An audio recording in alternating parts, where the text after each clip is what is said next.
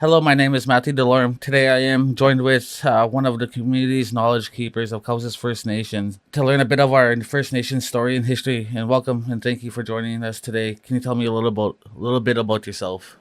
Sure. I'm Grady Lerat, fourth youngest in a family of 12. My father was Francis Norbert Lerat, and my mother was Antoinette Lavalle, Nee Lavalle, I guess. So, yeah. Getting to be just about retired here right now and looking forward to my golden years, as they say. Yeah. But yeah, no, I'm good. That's awesome.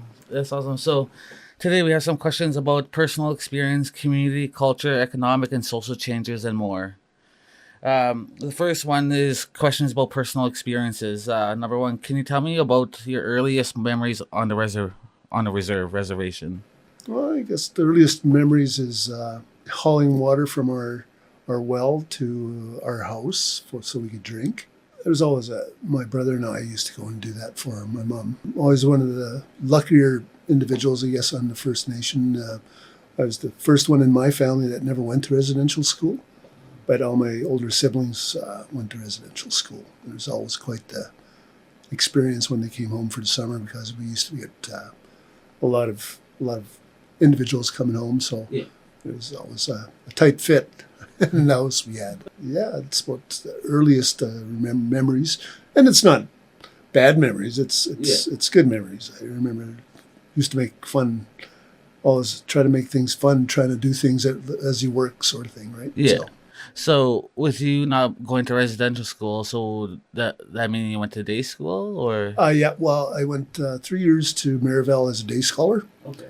and then I went to Broadview after that. Okay. So my next question on that thing is how has life on the reservation changed since you were a child? Actually, it's a lot more individuals. Like houses are more. They have plumbing, running water. I remember going to the outhouse when I was younger.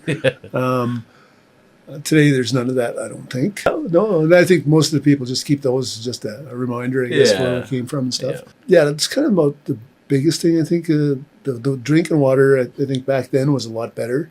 I think over the years, the water source has been getting pretty contaminated. Yeah. A lot of spraying and fertilizers and different things going into the ground, and that doesn't hold well for the majority of the houses on the reserve.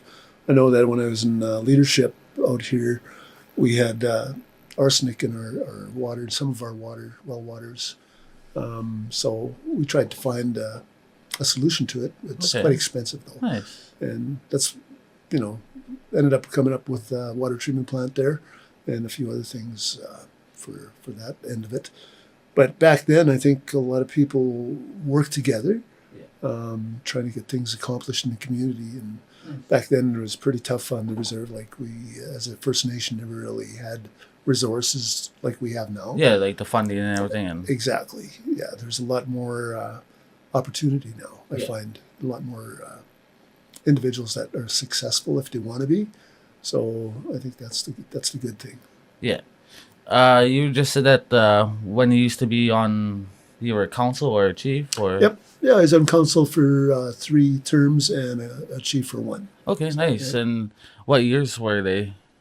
Oh, I think I first got in as council in '98, and over the years, back and forth. I didn't get in one term, and then I became chief, I think, in 2012, and that's when all the flooding happened in the reserve here and stuff like that too. So That's that's when that big flood happened, and it Yep. shut down the back that one road over there, and yeah, and Pretty which a lot of people don't understand. Back then, we tried to save it, but I don't know if you're too familiar with the words of undermining. Undermining the road is like there's erosion underneath the road. Yeah. But people will see the road on top, Yeah. but underneath it's eroded so bad that it can collapse, right? Okay. Yeah. And because of the volume of water that is running through Horry's Crossing that time, and that's the one that we had to take out, was, I think I said at one point there was like 800 million gallons of water, or something like that. Yeah, I heard something like that when it was flooding. It was Yeah. like 800 gallons per minute or something like that. And it was just crazy. Like that the amount of pressure that was on that road was, Yeah. if it ever let go or fall down, like when it undermined it's underneath the road, that's what you're worried about, right? Yeah. And it eroded everything underneath there, so that road is ready to collapse, right? And if that would have done that, it would have been a tsunami going right to the golf course and right through the school and all our houses that are there with our water treatment plant and all that. But anyways, long story short, it was just too much money for Department of Indian Affairs at that time. I think they allocated $20 million to the region of Saskatchewan. And because other First Nations needed the dollars at that time, there was no way that we were going to get the resources needed to fix that road again, right? Yeah. I think there was a number of just a little under 20 million at that time to fix the road if we wanted to fix it. Yeah, and 20 million in 20 was that 2012, that would have been a lot of money. Yeah, exactly. But even still, like I said, there's a lot of other issues. Yeah. But yeah, no, there's a lot of other things that we've tried to accomplish while we were there. So, What traditional practices and customs did your family follow when you were growing up? when I was growing up, I think that's kind of where I was lost a little bit. Like, my mother did come from a traditional family, and my father not so much. Like, he was an orphan as well, right? And back in the day, I still remember my kokum. I used to get babysat by them, and she used to try to talk to me in Cree, and I remember my mushroom Jack talking to her in Cree and telling her not to talk to me in Cree no more, because my parents didn't want that. And I guess that was just a carryover from residential school, because I guess a lot of the older folks of the community got beatings. Yeah. Some got beatings for talking their language in residential school, so they didn't see the value in it. Yeah. They just wanted to ensure that we were. That you were safe. Yeah, exactly. Yeah.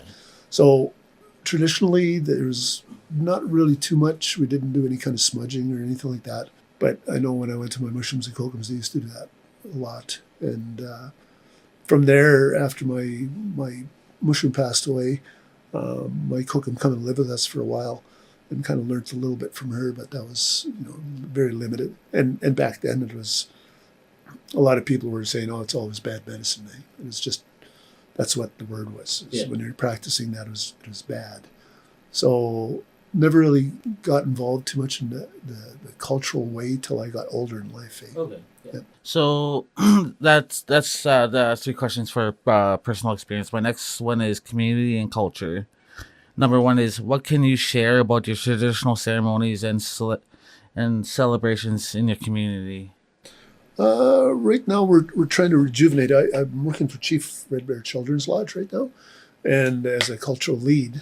And what we're trying to do is get more individuals sort of in tune with it, I guess. The way we look at it is everybody has their own way of connecting with the Creator, and each one has their own path to follow and stuff like that. But we're available as a cultural team to help people to connect with their spirituality, whether if it's in Nakota, Lakota, Dakota, whether if it's the big tents, which is the born again, or if it's Cree or Soto. We're trying to get everybody to understand it's a part of our life, and it's a good thing for us. So we have sweats that are going on weekly, one on a Wednesday night at 5:00. Not this Wednesday. I think it's, let's see, this Wednesday would be the 17th, and that's a staff sweat, which is going to be at 1:00. But every 2 weeks after that, it'll be a staff sweat. Okay. So a week Wednesday would be our community sweat. So anyone from the community could come in and enjoy. And sweat. so, where is that sweat that takes place? Right now, it's over at my place. At your place? Okay. And then eventually, we're investing some dollars at the cultural area that we're putting up near the Powell Arbor.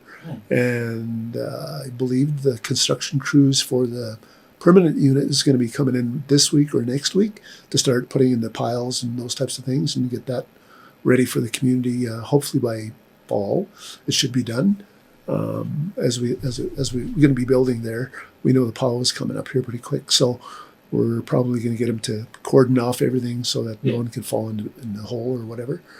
And once that's completed, it's going to be a permanent for anyone that wants to bring in their own elder if they want. We do have elders available that can come in and do a ceremony.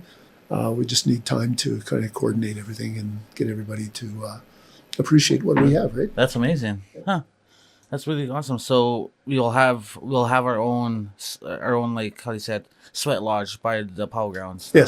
Yes. Like a full on like building style. Yes. Kind? Okay. It's we're investing probably close to just in the building alone about 200,000. That's awesome. Yeah, and it's going to be, heated over the winter because it'll be for the winter sweat.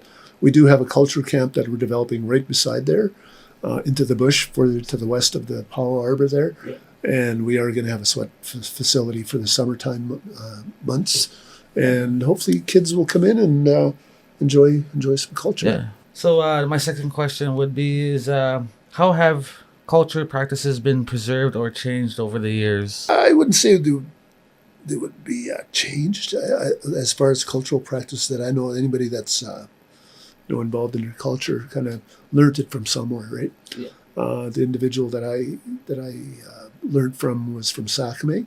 He adopted me as a grandson. When I was growing up, no one ever talked about going to a sweat. Nobody ever said too much about those things. Yeah. And it was kind of not exclusive, but it was kept to areas because people still frowned on it, right? Yeah. The old people still practiced, but they practiced in secret, right? Yeah. And some of the old guys still carried on like the rain dance ceremonies and stuff like that. Yeah. We call them Puxamuk, the thirst dance. So that's the first I heard of them say that. Like I always heard rain dance. I never heard of the actual real names to them. Yeah. Because there's what rain dance, sun dance. Yeah. Is there any other ones? Yeah, there's quite a few other Oh, is it? lodges that go up. Chicken dance. There's a whole bunch of them. That horse dance. Wow. There's a few, and each have its own special, not really concept, but purpose, right? Yeah. And each one is given a certain one. So, but all those, yeah. So, I think it's becoming more, not really common, but I think it's becoming more easy to go and find out, and it's always good to go learn at different things in different ways. Yeah. And I always say, if you're really serious about something, you find an elder or a person that you trust, and just stick with them, right? And just keep on going that way. Yeah. Helps you to be guided in a better way. Yeah. So my third question is are there any particular stories or legends that were important in your community back then? Not so much in a cultural way, but I think in a community way. I know when I was growing up, Cowessess was always looked at as a leader of, the communities around us. Today we're kind of falling a little bit backwards, and I shouldn't say backwards. Yeah. Not hitting the mark that we used to. Yeah. Like the goal lines. They changed, right? And for whatever reason, like I said,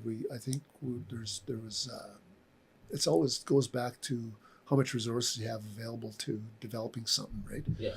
And Sakamay, Kakawistau, and Ochapways, they all got some resources that they had and invested in prior, so they're reaping the benefits of it right now, right? Yeah. So, and that's the only thing. I mean, they play their cards right. Yeah, well, in a certain sense, I was how good we're doing, I guess, in regards to some of the ones that are around us. Yeah. But over time, like when you look back at our history and some of the concerns that we had, I think we've done fairly well, and it's not everybody can see it, I don't think, but when you see other First Nations, not just close to us, but are not just in Treaty 4, but around, there's a lot more issues in some other communities than ours. Yeah. Good time. And sometimes we just got to be thankful for what we have, right? So my next part is relationships and identity. How have the relationships with neighboring communities or other reservations changed over the years? I think because it's nothing to do with us as a nation. I think it has to do with our society that we have today. And I say that, with all due respect to all the younger generations that are out there right now. Yeah. A lot of individuals, like young youth, for instance, they're more happy staying at home and play games. Right? Yeah. Just gaming all the time. There's such a big crowd that's doing that right now. Yeah. And they don't get the opportunity to go out and see the other communities around us. When I was growing up, when we played ball or even hockey, each one of the communities around us, we all supported one another. We played against one another. Today, it's pretty tough to get a ball team together. It's pretty tough to get a hockey team together. And that's the other thing. Like when I was growing up, we had a hockey rink, right? Yeah. And unfortunately, it burnt down. And after that, nothing. So it is a tough go for a lot of years on the communities, right? But as far as the relationships of the four nations that were aligned with here in Crooked Lake, and I think we're still good. I mean, most of the time, I know that when I was chief, we used to reach out to one another and find out what's going on, and have some discussions about some of the things, the bigger agreements and the bigger things that are going on. Because again, at the end of the day, we have to look after our treaties, right? Yeah. And the biggest thing is that we read the documents that we're signing now, and we have to ensure that whatever we're signing is going to be appropriate. Because, as you know, as well as that fine print. Well, the fine print is important, right? Yeah. Because even the understanding. I mean, the wordsmiths that put these agreements together know exactly what they're doing. Yeah. Right?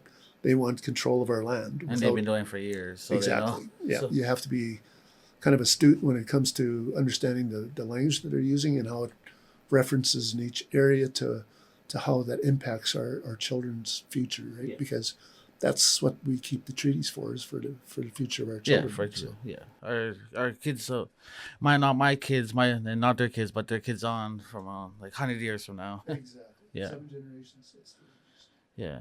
So, how do you think the identity of the community has evolved? Identity, I think, as far as some of the things that we've been getting into economic development wise, I think we're, as far as Cowessess anyways, is looked at as sort of the leader in sort of the environmental end of it, of energy. We have wind turbines that are going up right now at near Kipling in the back of our project. We started with a small one turbine outside of Regina. We added some battery packs to it to ensure that it'll even out the amount of power that's going to be generated, so that we could do it over the longer term. And in that way, I think we're kind of leading with as well as solar.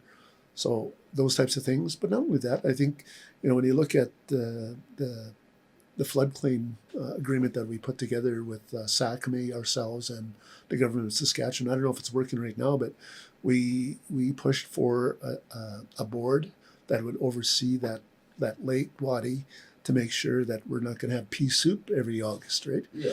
And I don't know if that's happening right now. I never really delved too far back into that, but at one time we were looking at 2 scientists at the University of Saskatchewan to sit there as our representatives to ensure that whatever's happening with the lake, Crooked Lake, that is going to get cleaner over time, right?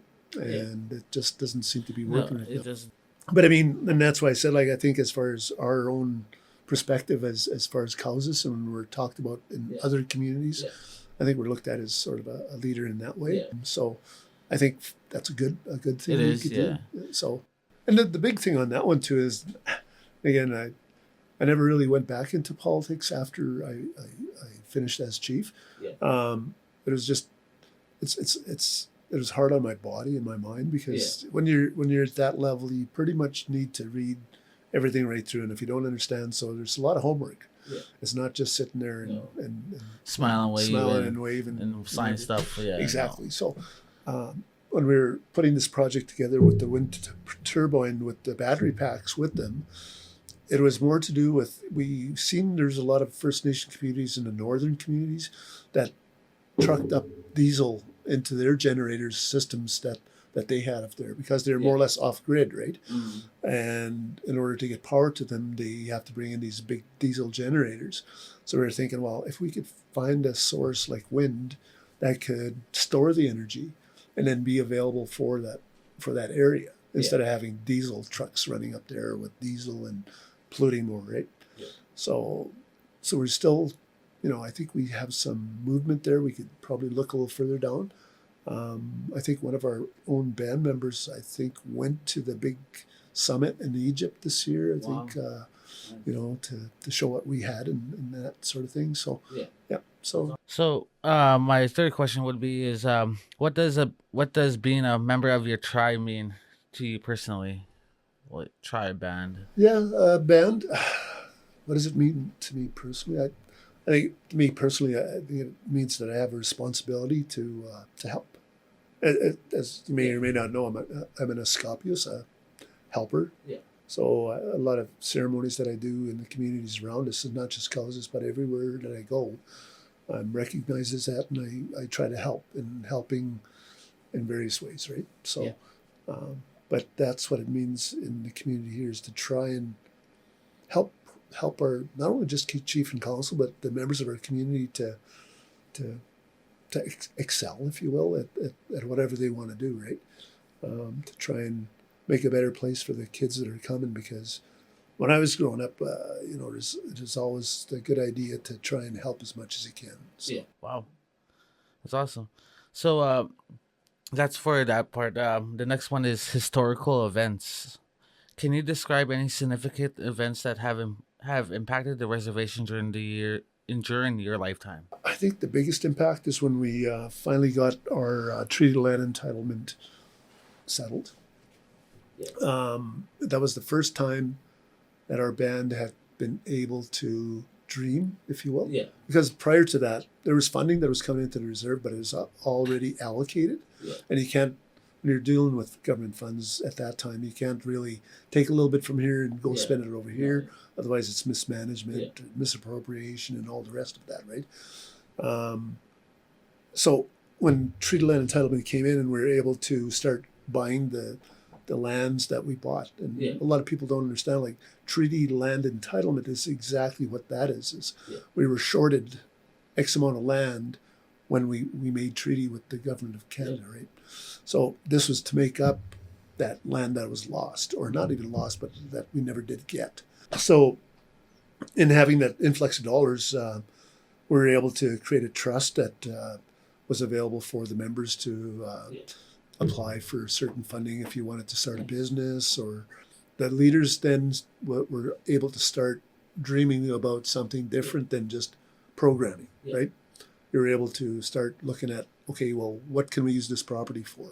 How can we, when we buy these lands, and there was a formula of how much you could get and all like that. And so it was interesting in the sense that kind of changed the mindset, I guess, of our people, and our wants and our dreams, I guess. The next one was the flood claim, of course. And the flood claim, more or less, when we were looking at putting that together, I was chief at that time, council prior to that. But it was to look at the urban areas that most of our people are living in.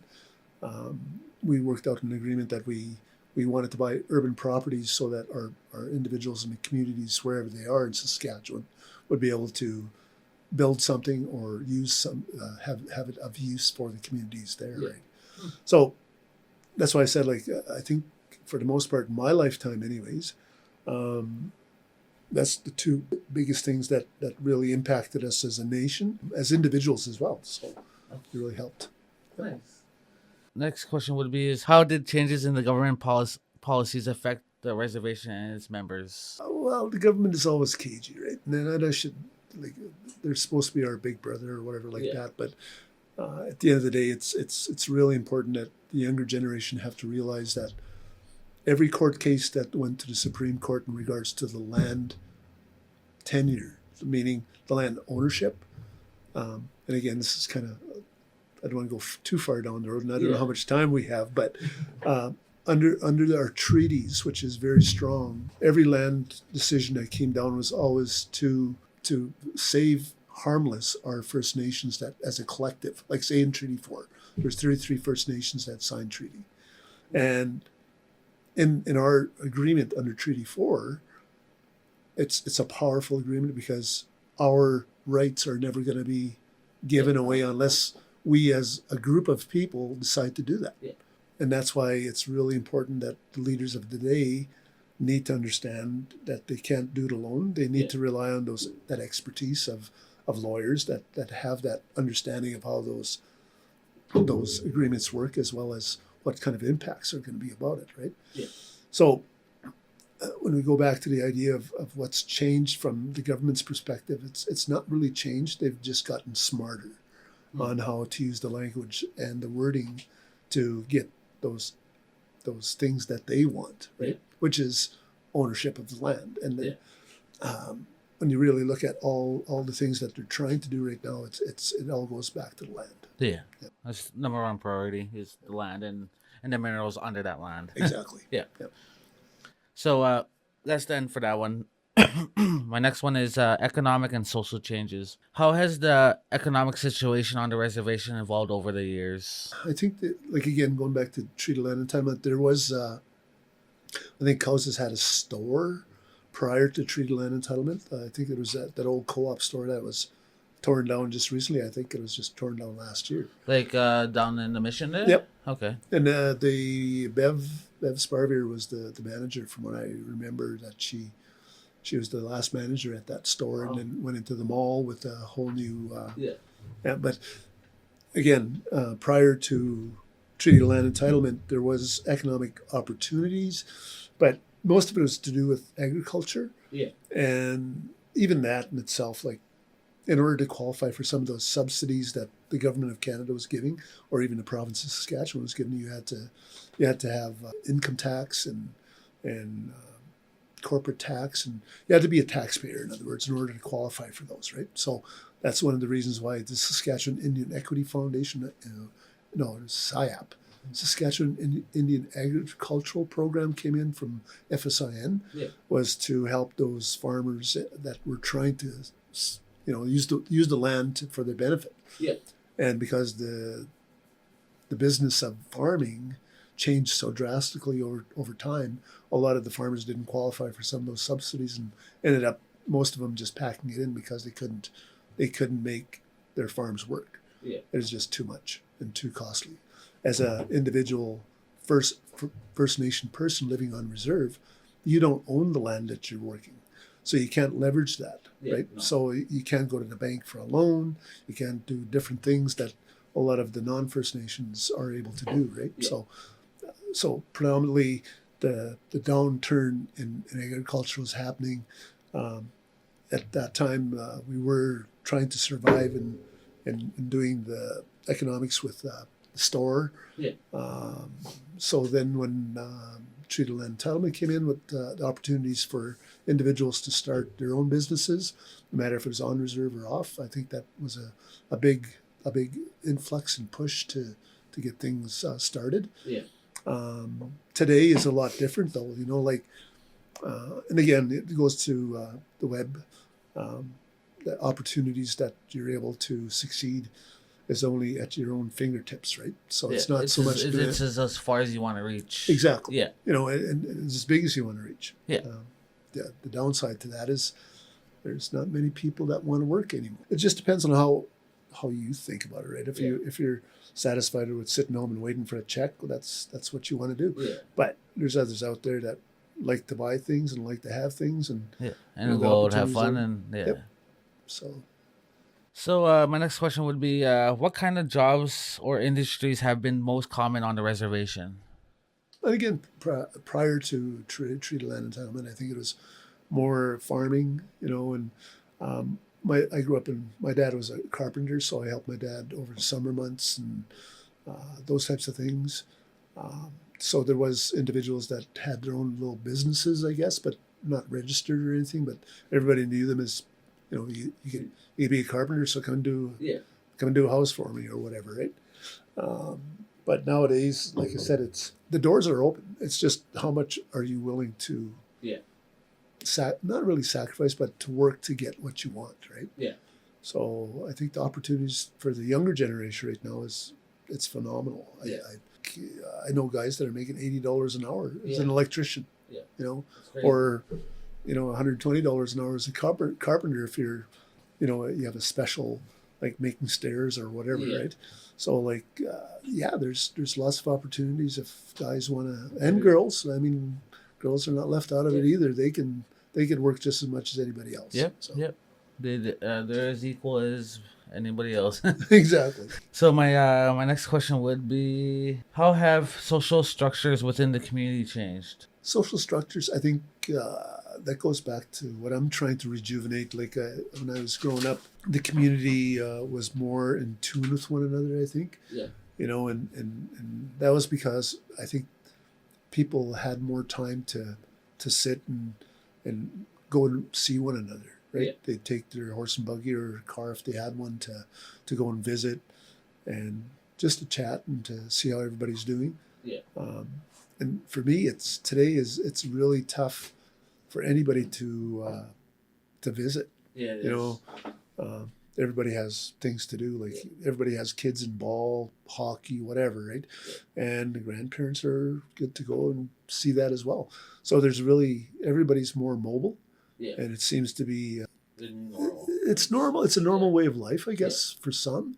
The only thing that I feel is that when we lose our sense of community, we seem to lose that balance within ourselves to see what's really good for all of us, right? And when I say that, there's disadvantaged people no matter where you go, but even on First Nations, if we have disadvantaged youth that are not seeing what they can be and what they may be able to do, it's tough for them to plan on it, right? Yeah. So I think what our job is through Chief Red Bear's cultural team is we're trying to connect those things and trying to wrap around everybody to start thinking more of the community than individual, I guess. Look after one another. Exactly. So my next thing is education and language. What was your experience within the education on or off the reservation? On the First Nation, it was pretty strict when I went to Maryville. It was from grade 1 to 3. It was the very early years.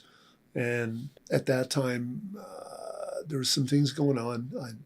I know some of my friends that were going to school were getting straps, I guess, if that's the right way to say it, or disciplined. Like belts and that? Belts Yeah. and that sort of thing. Willow stick. Well, not so much a willow stick, but from the brothers. They used to call them the brothers, the ones that used to keep the boys in school and stuff like that. So there's a lot of that going on. And so when you have a non-First Nation individual doing that, when I moved off the reserve, it took me pretty near 6 months to even talk to another person, right? Yeah. There's all more predominantly, well, it was all white folks in the first classroom that I was in, and I didn't feel comfortable in talking to anyone. So they ended up putting me in a room with another First Nation individual, and I finally ended up started talking. But it took me 6 months before I said anything, right? Yeah.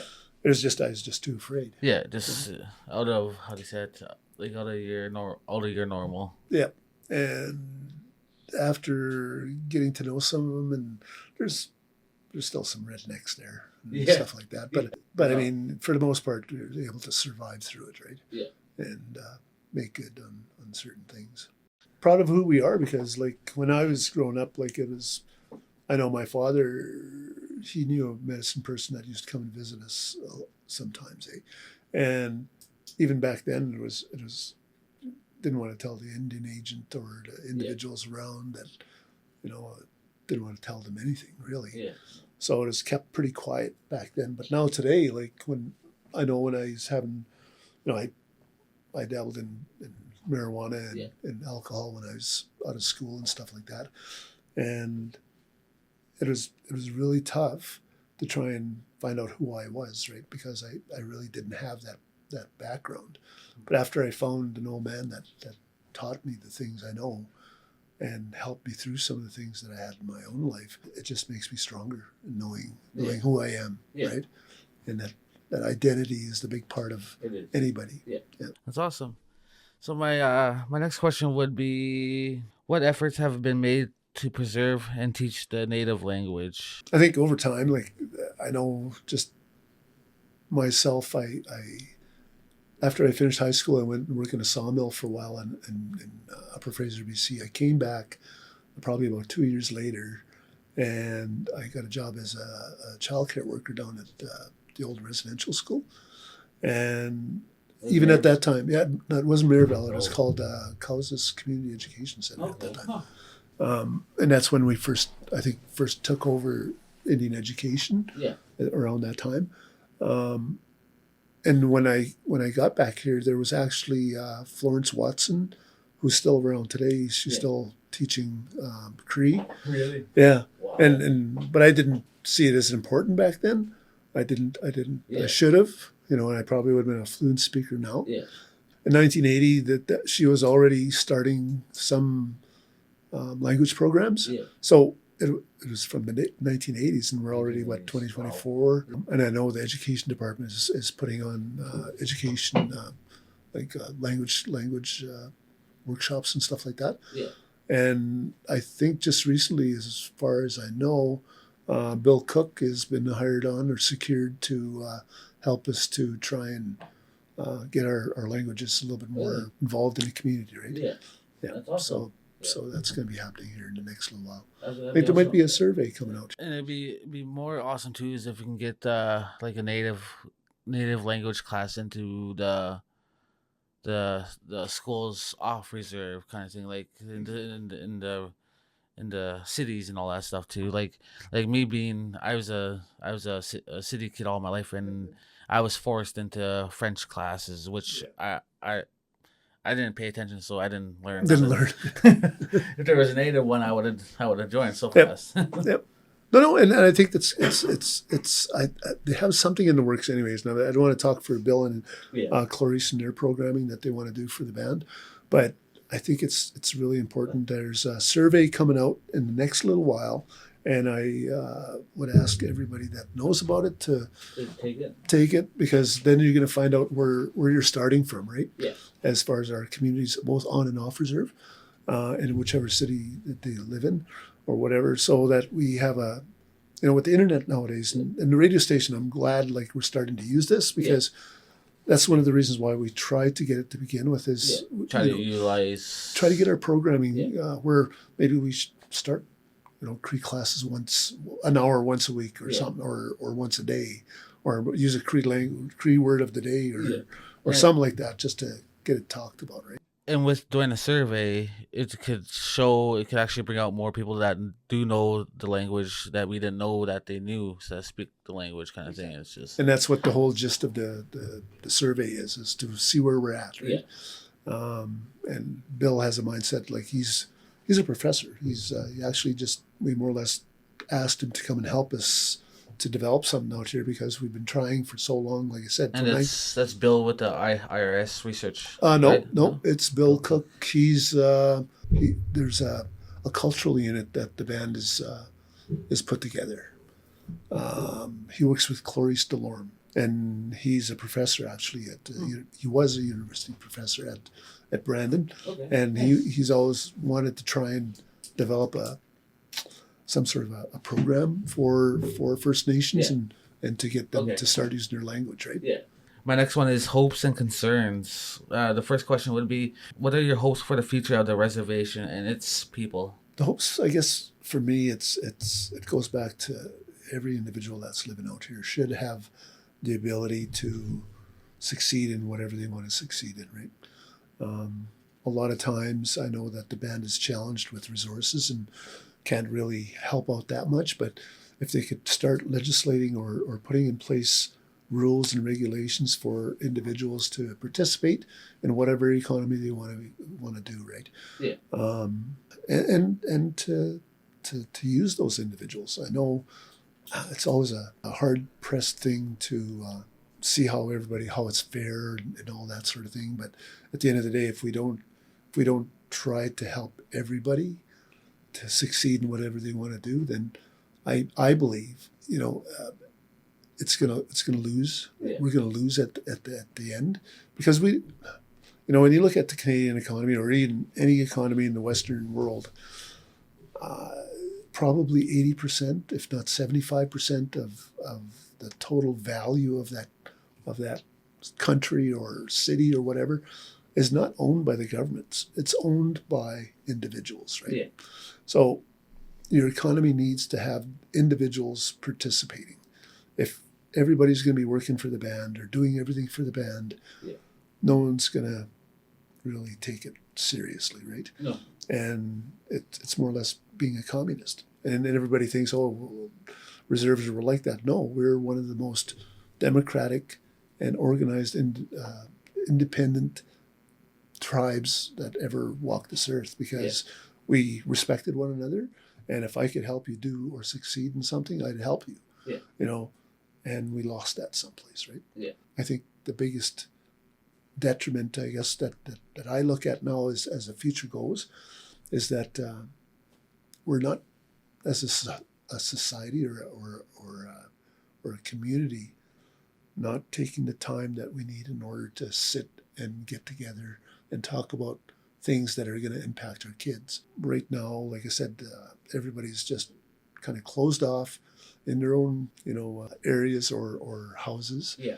And not really communicating the things that they think are good and right for our community. No, and it's really important that the community has to realize that we're better off together than apart, right? Yeah. Even if, like I said, I always go back at some of the ceremonies that I do, and when I talk publicly, it's we just don't realize how much we lost, because, when the only way I explain it is when you have two older folks that don't see eye to eye to one thing, or to try and respect one another, to have that difference and respect one another, then it trails off back to the families, right? Yeah. And then pretty soon you have families that are not getting along, and that creates more turmoil because other eyes are on that situation, and if it's okay to do that, then it makes it more okay in each everybody's communities, right? Yeah. So it's more to do with trying to have that understanding that we do have our differences. Yeah. It's not that it's the end of the world. We can respect one another. We have our differences, but at the same time, the biggest thing that we all have to realize, we have to be dependent on one another. Yeah. And if you fail, I'm going to fail with you, right? So, and I think that's the most important thing and the most scary thing, I guess, that I see is we're not there yet. Yeah. And it's going to take us some time, because I'll say, when we talk about reconciliation, there's that buzzword, right? Yeah. Reconciliation. Well, what does that mean to you? What do I have to reconcile in order to make things better for the thing that I do, right? And it's not all about the government of Canada being the one that's has to do something. It's we ourselves have to do something, right? And what is it though?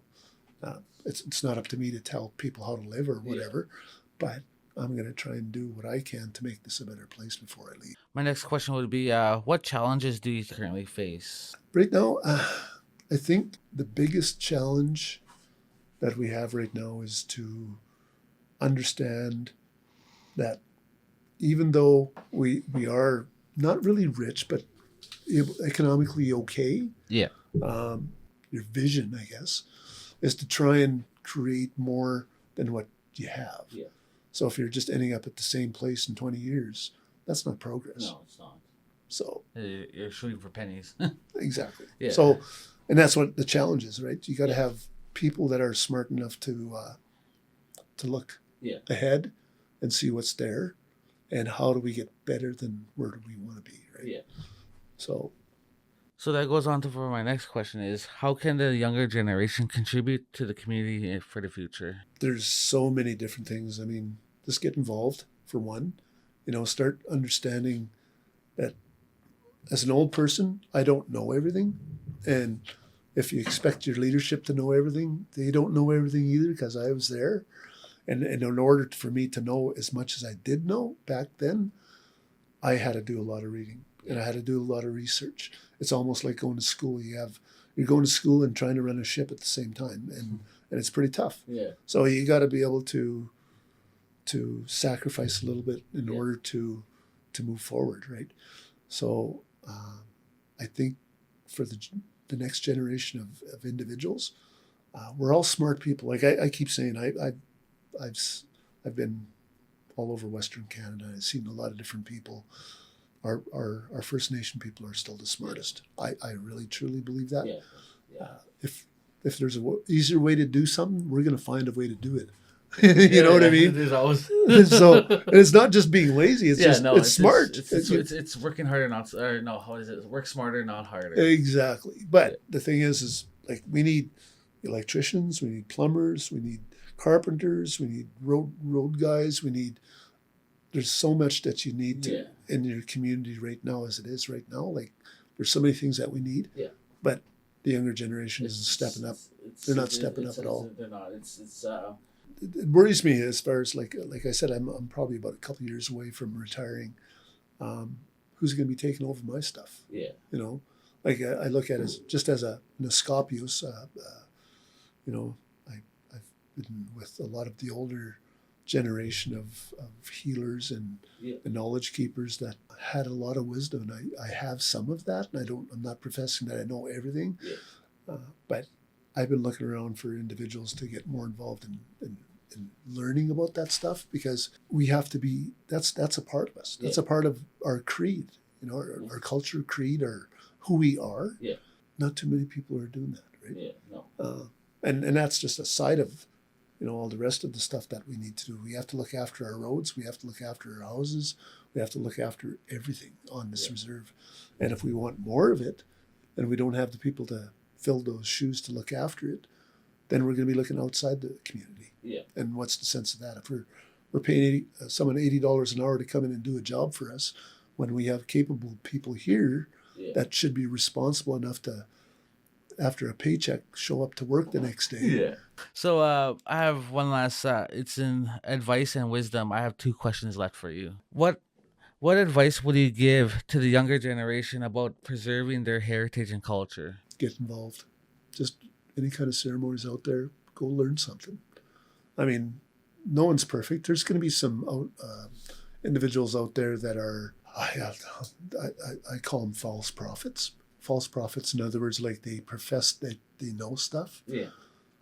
But when you get the old time teachings and stuff like that, you know in your heart that you know you're doing the right thing and it's the right way that for you. Like, I'm not saying my way's the only way. Yeah. Like I said before, I respect anybody that's doing the Dakota, anybody that's doing the Cree way, the Pseudo way, even if you're born again, as long as you're staying true to who you are and what you're doing, I think it's really, really important that you go find out what's going on and make your own mind up. I mean, don't let anybody tell you what you need to do for yourself. Yeah. You have to figure it out yourself, right?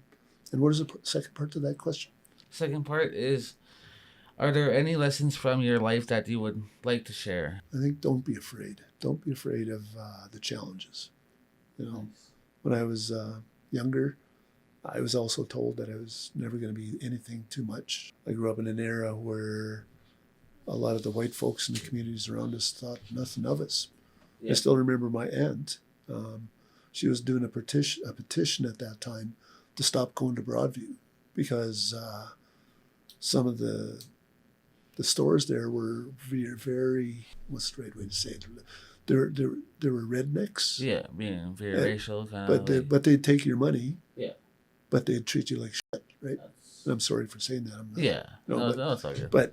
But you know, even back then, because she did that, then people start smartening up. Yeah. But it just kind of went underground, right? There's still a lot of not really blatant racism, but there's still a lot of different things out there that are curtailing who we are. Yeah. It's not to say I'm telling everybody to just go out and be who you are without any regard to what you're doing, but you know, I always look at, you know, some of the greatest people that I know. They knew who they were. They were proud of it, but they didn't outshine anybody that they walked beside. Yeah. Because if anybody was faltering, they'd be there to help them, to walk with them. Yeah, it's like you fall, I fall kind of thing. Exactly. Right? Yep. Yeah. Thank you for coming in there, Grady Lerat. I hope like I said, my answers, I hope I didn't offend anybody. Yeah, no, it's we're here to, how do you say it, we want to get everybody's stories, no matter what age, no matter what is, we want everybody's story.